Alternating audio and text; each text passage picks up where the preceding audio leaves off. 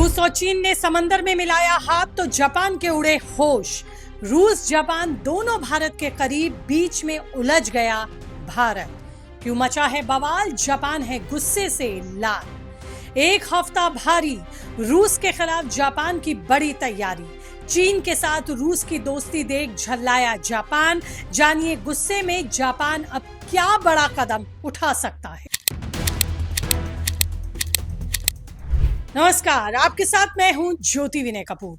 तो दोस्तों, इस वक्त एशिया पैसिफिक समंदर से एक ऐसी खबर आ रही है जिसने पूरी दुनिया की सांसें अटका रखी हैं।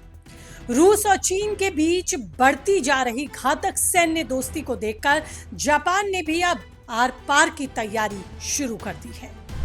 दिलचस्प बात तो यह है कि रूस और जापान दोनों ही देश भारत के बेहद करीबी और पक्के दोस्त हैं। लेकिन इस वक्त रूस और जापान के अपने रिश्ते इस कदर बिगड़ चुके हैं कि जापान गुस्से से तिल मिलाया हुआ है। रूसी राष्ट्रपति व्लादिमीर पुतिन के एक औचक दौरे ने सुलगती आग में घी डालने का काम किया। चीन के साथ मिलकर रूस जिस तरह जापान को घेरने का चक्रव्यूह रच रहा है, उससे निपटने के लिए जापान ने भी अब अपनी कूटनीतिक और सैन्य दोनों तैयारियों को धार देनी शुरू कर दी है। आखिर पुतिन ने ऐसा क्या कर दिया जिससे जापान भड़क गया? उसने अपनी सारी रणनीति ही बदल दी। रूस चीन की इस जुगलबंदी के खिलाफ जापान का अब क्या महा प्लान है और भारत के लिए ये किस तरह से मुश्किल खड़ी कर सकता है, या फिर भारत इसमें क्या भूमिका निभा सकता है, ये सब कुछ बताती हूँ आपको इस रिपोर्ट में। तो सबसे पहले समझिए कि आखिर ये पूरा मामला है क्या। देखिए दोस्तों, जापान के गुस्से की वजह है रूस के राष्ट्रपति व्लादिमीर पुतिन। दरअसल पुतिन ने अचानक से दोनों देशों के बीच लंबे समय से विवादित रहे कुरिल द्वीप पर जाने का फैसला कर लिया, जिसे जापान हमेशा से ही अपना उत्तरी क्षेत्र बताता आया है और रूस भी इस पर अपना दावा ठोकता आया है। पुतिन जैसे ही इस रणनीतिक रूप से महत्वपूर्ण आइलैंड पर पहुंचे, जापान का पारा 7वें आसमान पर चढ़ गया। टोक्यो ने बिना एक पल गवाए रूसी राजदूत को विदेश मंत्रालय तलब किया और बेहद सख्त लहजे में अपनी नाराजगी दर्ज कराई। इतना ही नहीं, जापान का साफ कहना है कि यूक्रेन युद्ध के बीच पुतिन का ये कदम सीधे तौर पर उसकी संप्रभुता को खुली चुनौती देने वाला है और इसे वो किसी भी कीमत पर जापान यानी कि बर्दाश्त नहीं करेगा, जिससे दोनों देशों के राजनयिक रिश्ते अब टूटने की कगार पर दिख रहे हैं। लेकिन जापान के इस भयंकर गुस्से के पीछे सिर्फ पुतिन का ये दौरा अकेली वजह नहीं है, बल्कि इसके पीछे रूस और चीन दोनों के ही बीच बढ़ती हुई घातक सैन्य जुगलबंदी है, जो लगातार जापान की सीमाओं के पास देखी जा सकती है। हाल ही में रूस और चीन की नौसेनाओं ने जापान के ठीक बगल में ही स्थित समुद्र और पैसिफिक महासागर के इलाकों में एक बहुत बड़ा और आक्रामक संयुक्त युद्ध अभ्यास किया। सैन्य खेल में दोनों देशों ने अपने सबसे खतरनाक मिसाइल क्रूजर, परमाणु पनडुब्बियों और लंबी दूरी के लड़ाकू विमानों को मैदान में उतारा था। जापान के रणनीतिकारों का साफ साफ कहना है कि यूक्रेन युद्ध के बाद पश्चिमी देशों के प्रतिबंधों से घिरा रूस अब पूरी तरह से चीन के पाले में जा चुका है और ये दोनों महाशक्तियां मिलकर पैसिफिक के समंदर में जापान के व्यापारिक और सैन्य रास्तों को पूरी तरह ब्लॉक करने का एक बड़ा चक्रव्यूह रच रही हैं। मगर यहाँ सबसे बड़ा सवाल ये उठता है कि इस भयंकर तनाव के बीच गुस्से में तिलमिलाया जापान आखिर खुद को बचाने और रूस चीन को जवाब देने के लिए क्या बड़ा कदम उठाने जा रहा है। तो आपको ये भी बता दूं कि जापान ने अब अपनी दशकों पुरानी शांतिवादी नीति को हमेशा के लिए डिब्बे में बंद कर दिया है। जापान ने साफ कह दिया है कि वो अपनी नई डिफेंस गाइडलाइंस को पूरी तरह से फॉलो करेगा। साथ ही उसने अपनी इन गाइडलाइंस में चीन और रूस को अब तक अपने इतिहास का सबसे बड़ा रणनीतिक खतरा घोषित कर दिया है।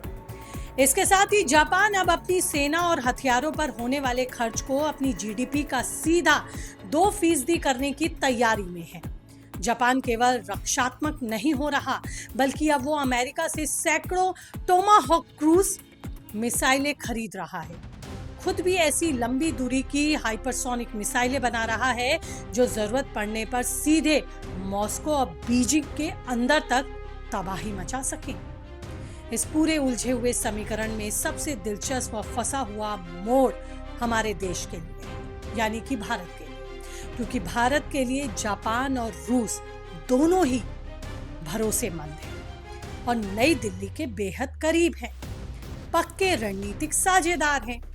एक तरफ जहां रूस भारत का सबसे पुराना सैन्य मददगार है, तो वहीं दूसरी तरफ जापान भारत के इंफ्रास्ट्रक्चर और बुलेट ट्रेन जैसे बड़े प्रोजेक्ट में अरबों डॉलर का निवेश कर रहा है।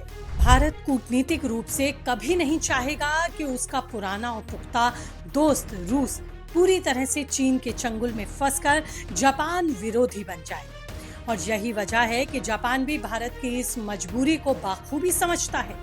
जापान अब भारत के साथ अपनी द्विपक्षीय दोस्ती और क्वाड जैसे शक्तिशाली मंच को और ज्यादा मजबूत करना चाहता है, ताकि भारत के वैश्विक कूटनीतिक प्रभाव का इस्तेमाल करके रूस को चीन के चंगुल से थोड़ा दूर रखा जा सके और एशिया में संतुलन बनाया जाए।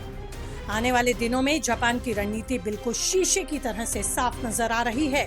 वो एक तरफ अमेरिका के साथ अपने सुरक्षा समझौतों को और ज्यादा आक्रामक और मजबूत बनाने में जुटा है, तो वहीं दूसरी तरफ ऑस्ट्रेलिया, फिलीपींस और वियतनाम जैसे देशों के साथ मिलकर चीन और रूस के इस गठबंधन के खिलाफ समंदर में ही एक अभेद्य सुरक्षा घेरा तैयार कर रहा है। दुनिया भर के रक्षा विशेषज्ञों का मानना है कि एशिया पैसिफिक के इस समंदर में शुरू हुआ ये नया कोल्ड वॉर अब बेहद खतरनाक मोड़ पर है, जो किसी भी छोटी सी चिंगारी से एक बड़ा धमाका कर सकता है, यानी कि एक बड़े युद्ध में तब्दील हो सकता है।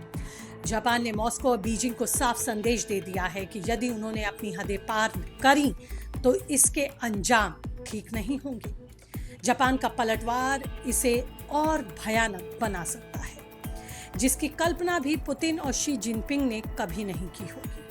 तो साफ है कि एशिया के समंदर में इस वक्त शाह और मात का एक ऐसा खतरनाक खेल चल रहा है, जहां एक तरफ रूस और चीन की जोड़ी है, तो वहीं दूसरी तरफ जापान अपनी पूरी ताकत के साथ अंगद की तरह पैर जमा कर खड़ा हुआ है।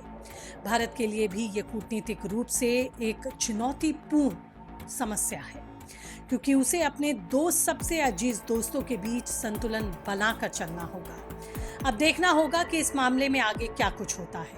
लेकिन आपकी इस पर क्या राय है? आप क्या सोचते हैं? भारत को क्या कुछ कदम उठाने चाहिए और किस तरह से अपने बैलेंसिंग एक्ट के तहत अपने तमाम दोस्त देशों को साथ के चलना चाहिए? कीजिए कमेंट, रहेगा मुझे इंतजार। और इसी के साथ इस एनालिस्टिक रिपोर्ट में इतना ही। नमस्ते।